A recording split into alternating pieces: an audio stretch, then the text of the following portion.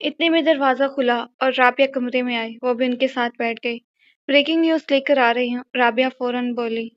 کون سی breaking news? ثانیہ اور علیشا ساتھ بولی۔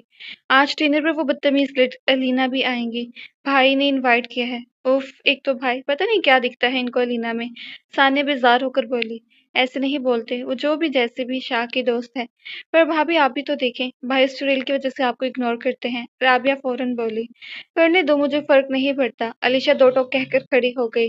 خیر چلو اب نیچے چلتے ہیں، علیشا ان دونوں کو بیٹھا دیکھ کر بولی۔ علیشا سیڑھیاں اتر رہی تھی جب دروازے سے اندر آتی لڑکی پر نظر پڑی۔ اس نے ٹائٹ جینس پر گھٹنوں سے اوپر آتی ٹاپ پہنی ہوئی تھی، ڈارک لپسٹک لگائی ہوئی تھی۔ وہ شاہ سے بھی باقی سے گلے ملی، شاید وہی الینا تھی۔ الینا کا شاہ سے ایسے گلے ملنا علیشا کو بہت ناگوار گزرا، وہ برداشت کرتی۔ حمدان صاحب کے پاس چلے گئی، حمدان صاحب سے سلام کر کے وہ ان کے پاس بیٹھ گئی، جبکہ شاہ، الینا، عاصم، ثانیہ، رابعہ ایک ساتھ بیٹھے ہوئے تھے۔ ڈنر کرتے ہوئے علیشا چپ تھی جب الینا کی آواز اس کے کانوں سے ٹکرائی۔ ازلان، ہو از شی؟ شی از مائی وائف، شاہ علیشا کو دیکھ کر بولا۔ اوہو، تو یہ ہے وہ محترمہ جس نے ثانیہ کو بھگایا؟ الینا علیشا پر طنز کرتی ہوئی بولی۔ نہیں بیٹا، ثانیہ اپنی مرضی سے گئی تھی، ثانیہ بیگم نے الینا کو سمجھایا۔ تو ازلان شاہ، تم اس کی وجہ سے مجھ سے شادی کرنے سے منع کر رہے تھے، جبکہ یہ تو تمہارے لیول کی بالکل نہیں ہے۔ تم تو کہتے تھے کہ تمہیں دوپٹہ والی لڑکیوں سے بہت چڑ تھی، اور اب تم خود دیکھو۔ شی از ویئرنگ ان دوپٹہ، الینا کفر کھا کر بولی۔ الینا شٹ اپ، شاہ نے الینا کو چپ کروایا۔ نہیں ازلان، اسے بھی تو پتا ہونا چاہیے، وہ جس کے بچے کی ماں بننے والی ہے وہ تو خود مجھ سے پیار کرتا ہے۔ الینا بغیر کسی کی پرواہ کیے بے باکی سے بولے جا رہی تھی۔ ہے دوپٹہ گرل، الینا نے علیشا کو مخاطب کیا، یہ جو تم جس کے لیے دوپٹہ پہنتی ہو وہ تو خود مجھ سے پیار کرتا ہے، تو رہنے دیا کرو اتنے بڑے بڑے دوپٹہ پہننا۔ علیشا اٹھ کر کمرے کی طرف بھاگی، اس کے پیچھے ثانیہ اور رابعہ بھی گئی۔ الینا بیٹا، آپ کو تمیز نہیں ہے، حمدان صاحب نے الینا کو ڈانٹا۔ انکل میں نے تو بس ریئلٹی بتائی ہے، الینا نے اپنی غلطی تسلیم نہیں کی۔ بھابھی دروازہ تو کھولیں، علیشا نے اندر سے دروازہ بند کر لیا تھا، باہر رابعہ اور ثانیہ آوازیں دے رہی تھی۔ میں دروازہ نہیں کھولوں گی، تم لوگ مہربانی ہوگی چلے جاؤ۔ علیشا ڈریسنگ روم سے اپنا بیگ لے آئی، اب اس میں اپنے کپڑے رکھ رہی تھی، اتنے میں باہر سے شاہ کی آواز آئی، علیشا دروازہ کھولو۔ علیشا چپ رہی جب شاہ نے دوبارہ آواز لگائی، آئی سیڈ اوپن دا ڈور علیشا۔ میں دروازہ نہیں کھولوں گی، آپ جو کر سکتے ہیں کر لیں۔ میں دروازہ توڑ دوں گا، شاہ دھاڑا۔ مجھے پرواہ نہیں ہے، آپ کچھ بھی کریں۔ تھوڑی دیر بعد علیشا اپنا بیگ لے کر باہر آ گئی۔ کہاں جا رہی ہو علیشا بیٹا؟ صالح بیگم نے علیشا سے پوچھا۔ آنٹی میری یہاں کوئی جگہ نہیں ہے، میں پہلے بھی ثانیہ کو بھگانے والی تھی اور آج بھی میں وہی ہوں، میں کسی کے لیے نہیں بدلی، بس اب میں اور یہ سب نہیں سن سکتی، مجھے میں اتنی طاقت نہیں کہ میں یہ سب اور برداشت کروں، اس لیے میں یہ گھر چھوڑ کر جا رہی ہوں، کیونکہ میں اب کسی کے بھی ٹونٹ نہیں سن سکتی، اور اگر کوئی میرے پیچھے آیا تو میں اپنے ساتھ اس بچے کو بھی ختم کر دوں گی۔ علیشا شاہ کو دیکھ کر بولی۔ علیشا بیٹا یہ کیا کہہ رہی ہو؟ تمہیں پتہ ہے نا وہ کیسی ہے، تم اس کی بات کا برا منا رہی ہو۔ آنٹی اس کے علاوہ بھی کچھ لوگ مجھے اب تک یہی سمجھتے ہیں، علیشا شاہ کی طرف دیکھ کر بولی۔ اچھا ابھی رات ہو رہی ہے، تم کہاں جاؤ گی؟ مما جانے دیں، شاید وہاں کوئی انہیں لینے آنے والا ہوگا، شاہ علیشا کو بغیر دیکھے بولا۔ چٹاخ، علیشا نے شاہ کے سامنے آ کر ایک تھپڑ مارا۔ ہر کوئی آپ جیسا نہیں ہوتا، ہر کسی کو اپنی یا لینا جیسا سمجھنا بند کر دیں، علیشا ایک ایک لفظ چبا کر بولی۔ علیشا کے شاہ کو تھپڑ مارنے پر ماحول میں سنجیدگی طاری ہو گئی۔ حمدان صاحب اوپر نہیں چڑھ سکتے تھے، وہ یہ سب نیچے سے دیکھ رہے تھے۔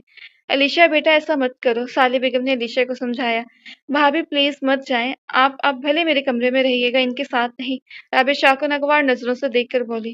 رابعہ دیکھو، اگر تم مجھ سے پیار کرتی ہو تو مجھے نہیں روکو گی، علیشا نے رابعہ کے آنسو صاف کر کے بولی۔ بھابھی، رابعہ مجھے اپنی بہن مانتی ہو نا؟ رابعہ نے اس بات میں سر ہلایا، تو مجھے نہیں روکو۔ علیشا بیگ لے کر نیچے آ گئی، حمدان صاحب کے پاس جا کر بولی۔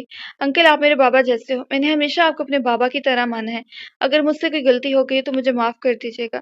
بیٹا معاف تو تم ہمیں کر دو، ہم نہیں جانتے کہ یہ بغیرت ایسے نکلے گا، ہمیں معلوم ہوتا تو ہم تمہارا نکاح کبھی نہیں کرتے۔ حمدان صاحب کا بغیرت لفظ شاہ کا دل زخمی کر گیا تھا۔ علیشا بیٹے اتنی رات میں کہاں جاؤ گی؟ صالح بیگم نے علیشا سے پریشان ہو کر پوچھا۔ آنٹی دارالعلوم عہدے سینٹر 24 گھنٹے کھلے رہتے ہیں، میں کہیں بھی چلی جاؤں گی، علیشا مسلم مسکراہٹ چہرے پر لے کر بولی۔ بیٹا ایسا مت کرو، تمہارے ماں باپ کو ہم کیا جواب دیں گے، کہہ دیجیے گا کہ وہ اپنی مرضی سے گئی ہے۔ علیشا بیگ اٹھا کر آگے بڑھی۔ مما بھابھی کو روک لی، رابعہ بری طرح رو رہی تھی۔ نہیں کوئی نہیں روکے گا اس کو، شاہ ایک دم چیخا۔ شاہ تم چپ ہو جاؤ، ہمدان صاحب شاہ پر چیخے۔ علیشا دروازے سے باہر نکل گئی تھی، پیچھے سے کسی نے آواز دی، علیشا بی بی، علیشا بی بی۔ علیشا نے پیچھے مڑ کر دیکھا، آنسو کی وجہ سے آنکھوں میں دھندلا پن آ گیا تھا تو سامنے سے آتے شخص کا چہرہ نہیں دیکھ پائی۔ بانو علیشا کے پاس آ کر بولی، بی بی جی یہ لے لیں۔ بانو نے علیشا کے ہاتھ میں موبائل فون دیا۔ پر بانو میں کیا کروں گی؟ آپ یہ لے لیں، اس سے رابعہ بی بی سے بات کر لیجیے گا، وہ بہت رو رہی ہیں۔ نہیں میں نہیں لوں گی بی بی جی، لے لیں، آپ کو رابعہ بی بی کی قسم۔ بانو، علیشا نے مصنوعی غصے سے دیکھا۔ ٹھیک ہے، مگر تم کسی کو نہیں بتاؤ گی رابعہ کے علاوہ؟ جی جی، وہ یہ کہہ کر مڑ گئی۔ علیشا موبائل دے کر پھوٹ پھوٹ کر رونے لگی۔ وہ ایسے سڑک پر بے مطلب چلی جا رہی تھی، آنسو اس کی آنکھوں سے رواں تھے، پیدل چلتے چلتے اس کے پاؤں دکھنے لگے تھے، آتی جاتی گاڑیوں کی روشنی اس کے چہرے پر پڑ رہی تھی۔ کیا کروں؟ مجھے تو یہاں کے راستے بھی نہیں پتا۔ وہ ایک جگہ کھڑی ہو کر سوچنے لگی، میرے پاس تو پیسے بھی نہیں جو ٹیکسی رکشہ میں جاؤں۔ وہ یہ سوچ کر دوبارہ رونے لگی، یا اللہ میری مدد کر۔ وہ بھی یہ کہہ رہی تھی کہ سامنے سے ایک ادھیڑ عمر شخص اس کے پاس آیا، علیشا کے سر پر ہاتھ رکھ کر پوچھنے لگا، بیٹی کیا ہوا؟ یہاں کیوں کھڑی ہو؟ کہیں جاؤ گی؟ میں چھوڑ دوں؟ اس نے علیشا سے ایک ساتھ سوال کیے۔ نہیں بابا جی، میں ٹھیک ہوں، آپ جا سکتے ہیں۔ علیشا ڈرتے ڈرتے بولی، بیٹا میں ایسا نہیں ہوں جیسا تم سمجھ رہی ہو، کہیں جاؤ گی تو میں چھوڑ دیتا ہوں۔ نہیں میں کہیں نہیں جاؤں گی۔ علیشا کی آنکھیں نم ہونے لگی۔ تو اکیلی یہاں کیوں کھڑی ہو؟ انہوں نے علیشا کے سر پر ہاتھ رکھ کر باور کروایا کہ جو علیشا سمجھ رہی ہے وہ بالکل بھی ویسے نہیں ہے۔ علیشا ان کا شفقت بھرا ہاتھ محسوس کر کے بولی، بابا جی میرے پاس پیسے نہیں ہیں، مجھے ادھر سینٹر جانا ہے، آؤ میں چھوڑ دیتا ہوں، مجھ سے ڈرو نہیں۔ وہ یہ کہہ کر مڑ گئے۔ سامنے ان کی ٹیکسی کھڑی تھی، انہوں نے علیشا کے ہاتھ سے بیگ لے کر اوپر رکھ دیا۔ علیشا ٹیکسی کا دروازہ کھول کر پیچھے بیٹھ گئی۔ کچھ دیر بعد علیشا احدی سینٹر کے باہر کھڑی تھی۔ وہ بابا جی سچ ہی کہہ رہے تھے کہ انہیں جو علیشا سمجھ رہی تھی وہ ویسے بالکل نہیں تھے۔ احدی سینٹر کے اندر گئی تو عورتیں اسے شکی نظروں سے دیکھ رہی تھی۔ وہ ان سب کو اگنور کر کے روم میں چلی گئی جہاں اس کے علاوہ 5 لڑکیاں موجود تھیں۔ وہ بیک سائڈ ٹیبل سائڈ کر کے موبائل دیکھنے لگی جو کب سے بج رہا تھا۔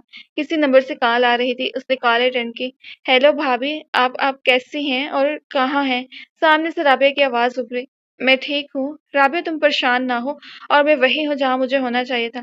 علیشا اپنی روتی آواز کو چھپا کر بولی، بھابھی آپ نے اچھا نہیں کیا، کم سے کم اپنی بہن کے لیے رک جاتی۔ سامنے رابعہ رو رہی تھی۔ رابعہ چپ ہو جاؤ بیٹا، اگر میں وہاں رک جاتی تو میں اپنے ساتھ ساتھ اس بچے کو بھی کھو دیتی۔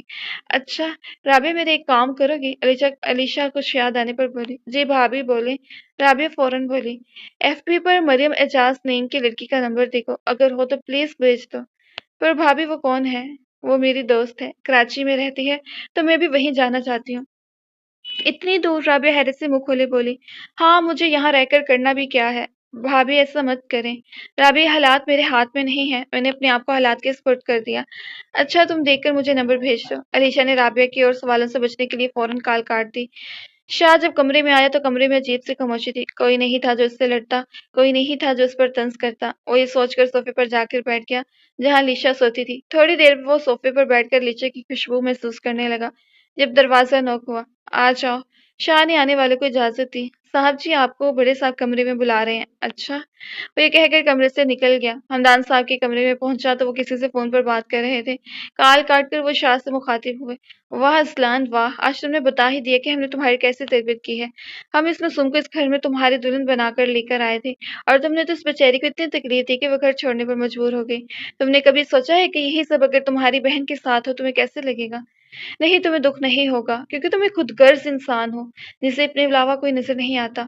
تمہارے سامنے اگر تمہاری بہن کے ساتھ کوئی کچھ بھی کر لے تب بھی تم چپ رہو گے۔ بابا ایسی بات نہیں ہے، شاہ گردن جھکائے بولا۔ پھر کیسی بات ہے شاہ؟ تم نے کبھی سوچا کہ اس معصوم پر تم نے دن رات بے جا ظلم کیا، اور اس سے نے ہی تمہاری بہن کو سب سے پہلے معاف کیا، اور تو اور اس نے ہی مجھے ثانیہ کو معاف کرنے کا کہا۔ اگر وہ چاہتی تو بے جا ظلم پر وہ پولیس میں رپورٹ کروا دیتی، مگر وہ تمہاری طرح نہیں تھی۔ میرا دل چاہ رہا ہے کہ اس کے ساتھ ساتھ تمہیں بھی اس گھر سے نکال دوں، مگر بابا وہ اپنی مرضی سے۔ ابھی شاہ بول ہی رہا تھا کہ ہمدان صاحب نے ایک زوردار تھپڑ شاہ کو مارا۔ شاہ گال پر ہاتھ رکھ کر بولا، بابا آپ نے اس کی وجہ سے اپنے بیٹے پر ہاتھ اٹھایا۔ شاہ میں نے اس کی وجہ سے نہیں مارا، بلکہ تم نے ہی مجھے مجبور کیا ہے۔ اب دفع ہو جاؤ اس سے پہلے کہ میں تمہارا منہ توڑ دوں۔ شاہ یہ سن کر فوراً کمرے سے نکل گیا۔ اپنے کمرے میں آ کر اس نے ہر چیز تہس نہس کر دی۔ وہ غصے میں چیخ رہا تھا، علیشا صدیقی آئی ول کل یو۔ علیشا کی آنکھ کھلی تو دور سے اذانوں کی آواز آ رہی تھی۔ وہ اٹھ کر وضو کرنے چلی گئی، واپس آ کر نماز پڑھنے کھڑی ہوگی۔ نماز پڑھ کر دعا کے لیے جیسے ہی ہاتھ اٹھائے وہ اسے بے اختیار نکلا، یا اللہ میری مدد کر۔ میں جانتی ہوں کہ میں تیری بہت گناہگار بندی ہوں، مجھے معاف کر دے۔ میں اب اور درد سہنے کے قابل نہیں ہوں، میری مدد کر۔ آنسو اس کی آنکھوں سے روا تھے۔ وہ جائے نماز طے کر کے دوبارہ لیٹ گئی۔ اسے بھوک لگ رہی تھی، مگر وہ سختی سے آنکھیں میچے اپنے آپ کو آنے والے امتحان کے لیے تیار کر رہی تھی۔ صبح اس کی آنکھ فون کے مسلسل بجنے سے کھلی۔ اس نے کال اٹینڈ کی۔ ہیلو بھابی، آپ ٹھیک تو ہیں؟ رات میں آپ نے اچانک فون رکھ دیا تھا۔ وہ میرے سر میں درد ہو رہا تھا، علیشا بس اتنا ہی کہہ سکی۔ اچھا بھابی، میں نے نمبر بھیجے، آپ دیکھ لیجیے گا۔ رابعہ نے یہ کہہ کر فون بند کر دیا۔ علیشا نے جب موبائل دیکھا تو اس میں 50 کے قریب نمبر تھے۔ اس نے باری باری سب کو کال کی، کچھ کا نمبر بند تھا، کچھ کال نہیں اٹھا رہے تھے، کچھ وہ نہیں تھے جس سے علیشا بات کرنا چاہ رہی تھی۔ آخر میں 2 نمبر رہ گئے جس میں ایک نمبر بند تھا۔ اب علیشا آخری نمبر ملا رہی تھی، کال جا رہی تھی۔ دوسری بیل پر فون اٹھا لیا تھا۔ السلام علیکم، علیشا نے سلام کیا۔ وعلیکم السلام، سامنے کسی لڑکی نے جواب دیا۔ آپ مریم اعجاز ہیں؟ علیشا نے پوچھا۔ جی میں مریم اعجاز بات کر رہی ہوں، سامنے لڑکی نے جواب دیا۔ میں علیشا ہوں، علیشا نے اپنا نام بتایا۔ علیشا صدیقی، آپ علیشا صدیقی ہیں؟ سامنے لڑکی سوچ کر بولی۔ جی میں علیشا صدیقی ہوں۔ علیشا کے اداس چہرے پر خوشی کی لہر دوڑ گئی۔ اور یہ کیسی ہے؟ مریم خوشی سے بولی۔ ٹھیک نہیں ہوں، تیری ضرورت ہے، مجھے لینے آ سکتی ہے؟ علیشا روتے ہوئے بولی۔ کیا ہوا علیشا، تو رو کیوں رہی ہے؟ مجھے لینے آ جاؤ، پھر بتاتی ہوں۔ تو ہے کہاں؟ میں وہیں پنجاب ہوں، مگر ایدی سینٹر میں ہوں۔ تو ایدی سینٹر کیا کر رہی ہے؟ مریم حیرت سے بولی۔ میں بتاتی ہوں، مجھے لینے آ جاؤ۔ اچھا تو مجھے ایڈریس بھیج، میں بھی نکلتی ہوں، کل صبح تک پہنچ جاؤں گی۔ ٹھیک ہے، علیشا نے یہ کہہ کر کال کاٹ دی۔ علیشا نے مریم کو ایڈریس بھیج دیا تھا۔ اگلی صبح مریم ایدی سینٹر کے باہر کھڑی تھی۔ علیشا اپنا بیگ لے کر اس کے پاس پہنچی۔ مریم کو دیکھ کر اس کے گلے لگ کر رونے لگ گئی۔ علیشا کیا ہوا اور یہ سب؟ علیشا کے بڑھتے جسم کو دیکھ کر بولی۔ مریم میری زندگی برباد ہو گئی، میں لٹ چکی ہوں۔ پر کیسے؟ مریم پریشان ہو کر پوچھنے لگی۔ اچھا تو گاڑی میں بیٹھ۔ مریم نے فرنٹ سیٹ کا دروازہ کھول کر علیشا کو بٹھایا اور خود ڈرائیونگ سیٹ پر جا کر بیٹھ گئی۔ اب بتا کیا ہوا؟ وہ گاڑی سٹارٹ کر کے بولی۔ علیشا نے الف سے یہ تک ساری کہانی بتا دی۔ اچھا کیا جو تو نکل گئی، ورنہ وہ تجھے ٹارچر کر کے مار دیتا۔ مریم نے وہ سب کچھ سن کر بس اتنا کہا۔ مریم، اس نے میری زندگی اجاڑ دی۔ علیشا رونے لگی۔ علیشا رو نہیں، اس میں بھی اللہ کی مصلحت ہوگی۔ اچھا سن، تو نے کچھ کھایا؟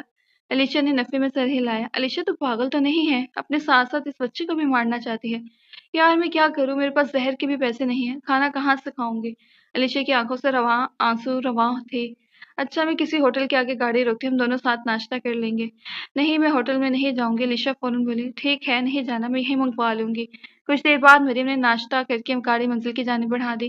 مریم نے علیشا کی حالت دیکھ کر کوئی سوال پوچھنے کی ضرورت نہیں سمجھی۔ رات کے 3 بجے وہ کراچی پہنچے۔ مریم نے گاڑی اپنے فلیٹ کی طرف بڑھا دی۔ کچھ دیر بعد وہ فلیٹ میں تھے۔ علیشا سفر کی وجہ سے تھک گئی تھی، وہ بس آرام کرنا چاہتی تھی۔ مریم سنو، علیشا نے کچھ سوچ کر مریم کو مخاطب کیا۔ ہاں یار بول۔ یار مجھے جاب کی ضرورت ہے۔ پر علیشا تو ابھی کیسے کرے گی جاب؟ تجھے تو ابھی مکمل بیڈ ریسٹ کی ضرورت ہے۔ لیکن میں ایسے ہاتھ پر ہاتھ رکھ کر تو نہیں بیٹھ سکتی، کچھ تو کرنا ہوگا۔ ہاں کرنا ہوگا، مگر ڈلیوری کے بعد ابھی تو کچھ نہیں کرے گی۔ مریم میں تجھ پر بوجھ نہیں بن سکتی۔ میں نے کہا ہے کہ تو مجھ پر بوجھ ہے، مریم غصے سے بولی۔ نہیں لیکن مجھے تو یہی لگ رہا ہے کہ میں تجھ پر بوجھ ہوں۔ علیشا ایسا کچھ نہیں ہے، یہ ساری باتیں اپنے دماغ سے نکال دے اور میری بات غور سے سن۔ اب تو اس سوری شاہ کے بارے میں کچھ نہیں سوچے گی۔ مریم شاہ کے لیے اپنے منہ سے کوئی غلط لفظ نکالنے سے گریز کر گئی اور آرام سے سو جا۔ علیشا بھی اپنی چادر صحیح کر کے لیٹ گئی۔ جاری ہے جی، تو ریڈرز ملتے ہیں آپ سے نیکسٹ ایپی میں، اپنا خیال رکھیے گا، چینل کو سبسکرائب کرتے ہوئے جائیں۔ اللہ حافظ۔